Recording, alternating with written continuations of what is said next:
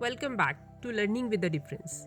News headlines in English for 13th of July, and first of all, national news. Request you to support your sister. Draupadi Murmu to YSR Congress in Andhra Pradesh.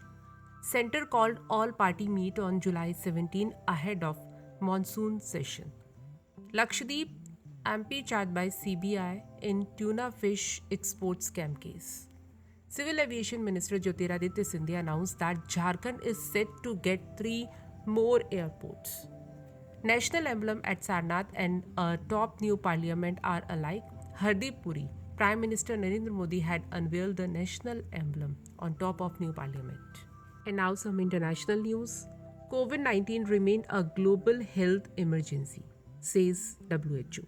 UK on verge of first ever national heatwave emergency as temperature has soared close to 40 degrees Celsius in large parts of UK. London's Heathrow Airport imposed capacity cap of 1 lakh passengers a day. Rishi Sunak is one of the favorites to replace Boris Johnson. Chinese scientists developed robot fish to eat microplastics in the ocean. Russian assets worth $13.8 million frozen by EU Justice Commissioner. And now some sports news.